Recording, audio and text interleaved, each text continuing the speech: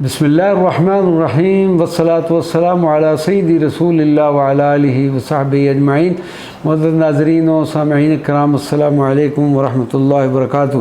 حضرت سیدنا ابو ایوب انصاری رضی اللہ تعالی عنہ کے لیے سرکار مدینہ کی دعائے حفظ۔ ہجرت مکہ کے بعد منافقوں اور یہودیوں نے تیزی سے اہل اسلام کے خلاف اپنی سازشیں شروع کر دیں۔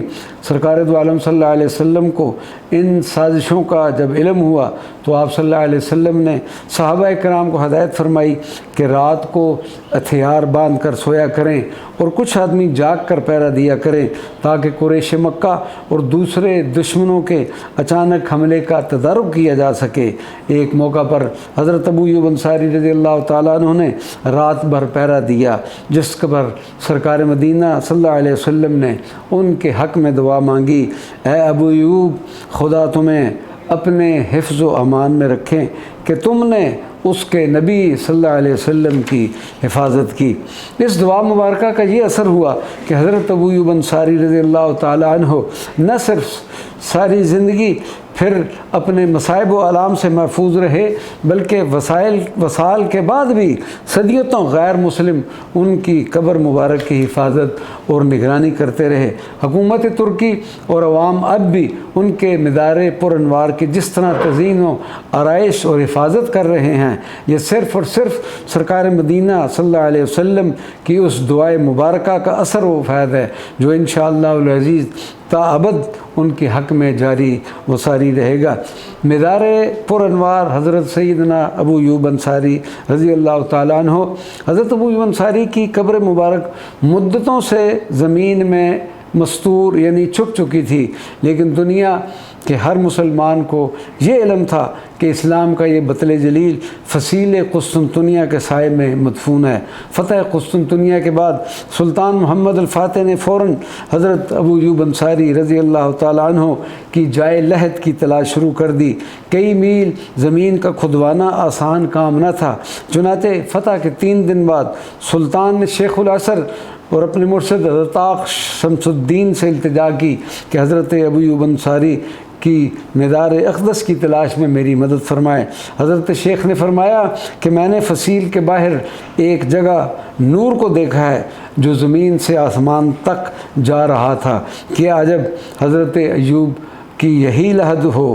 یہ فرما کر حضرت مذکورہ مقام پر تشریف لے گئے اور وہاں بیٹھ کر کافی دیر مراقبہ کیا، پھر سر اٹھا کر فرمایا، اللہ تبارک و تعالیٰ نے مجھے حضرت ابو ایوب انصاری کی روح اقدس سے ملنے کی سعادت نصیب کی۔ انہوں نے مسلمانوں کو اس فتح عظیم پر مبارکباد دی ہے اور فرمایا ہے کہ حق تعالیٰ نے تمہاری سائی مشکور کی ہے۔ سلطان نے عرض کی، یا حضرت، اس بندہ کو بھی کوئی ایسی علامت دکھا دیجئے جس سے میرا دل مطمئن ہو جائے۔ حضرت شیخ نے پھر مراقبہ کیا اور تھوڑی دیر بعد سر اٹھا کر فرمایا کہ اس مقام کو کھودو، یقین ہے اسی جگہ حضرت ابو ایوب انصاری کی قبر مستور ہے۔ سلطان کے حکم سے اسی وقت اس جگہ کو کھودا گیا۔ سطح زمین سے چند فٹ نیچے سنگ مرمر کا ایک کتبہ نکلا، اس پر زبانی عبرانی زبان میں کچھ الفاظ کندہ تھے۔ عبرانی زبان جاننے والوں نے یہ الفاظ پڑھے تو معلوم ہوا کہ یہی حضرت کی قبر مبارک ہے۔ یہ پتھر قبر سے باہر دیوار میں اب بھی لگا ہوا موجود ہے۔ نوجوان سلطان اپنے آقا مولا کے اس عظیم المرتبت اور جامع فضائل صحابی کی جائے مدفن دیکھ کر فرط مسرت سے بے خود ہو گیا اور بے اختیار سجدہ میں گر گیا۔ سلطان نے اس مقام پر ایک عظیم الشان گنبد تعمیر کروایا اور اس کے قریب ایک جامع مسجد تعمیر کرنے کا حکم دیا۔ جس پر مسجد مکمل ہوگی تو سلطان نے تمام عمائدین سلطنت کے ساتھ اس مسجد میں نماز ادا کی۔ نماز کے بعد حضرت شیخ طاق شمس الدین رحمۃ اللہ علیہ نے سلطان کے ہاتھ میں تلوار دی اور اسے دعائے خیر و برکت دی۔ اس کے بعد صدیوں تک یہ رسم رہی کہ ترکی کا جو سلطان تخت نشین ہوتا وہ پہلے جامع حضرت ابو ایوب انصاری میں حاضر ہوتا اور شیخ کی عطا کردہ تلوار اپنی کمر پر باندھتا، اس کے بعد باضابطہ اس کی تخت نشینی کا اعلان کیا جاتا۔ احاطہ مدار کے ایک گوشے میں ایک کنواں تھا، لوگ تبرکن اس کا پانی گھر لے جایا کرتے تھے۔ مدار کے کے قریب ایک قبرستان ہے جو قبرستان حضرت ابو ایوب انصاری کے نام سے مشہور ہے۔ اس میں دفن ہونا بڑی سعادت سمجھا جاتا ہے۔ ترکی کے کئی اکابر اور مشاہیر علماء و مشائخ اس قبرستان میں موجود ہیں۔ شہر استنبول کو حضرت ابو ایوب انصاری کی ابدی آرام گاہ ہونے کی وجہ سے شہرت عام اور بقائے دوام کا درجہ مل چکا ہے۔ استنبول کے جس علاقہ میں آپ کا مزار مبارک ہے وہ علاقہ بھی آپ رضی اللہ تعالی عنہ کے نام ایوب سلطان سے موسوم ہے۔ مزار مبارک کی عمارت عظیم الشان ہے۔ دربار شریف میں کثیر تعداد میں کبوتر اڑتے ارد گرد نظر آتے ہیں۔ قبر کا تعویذ مبارک سطح زمین سے کم و بیش 5 یا 6 فٹ اونچا ہے۔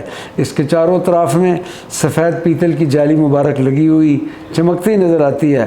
مزار مبارک کی پوری عمارت منقش ہے جس پر مزار مبارک پر سبز رنگ کی چادر پڑی رہتی ہے اور ہر وقت زائرین کا ہجوم رہتا ہے۔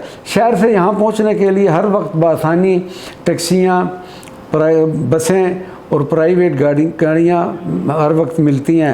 جمعہ والے دن تو آپ کے مزار مبارک اور مسجد میں بے پناہ رش ہوتا ہے اور عید کا سماں معلوم ہوتا ہے۔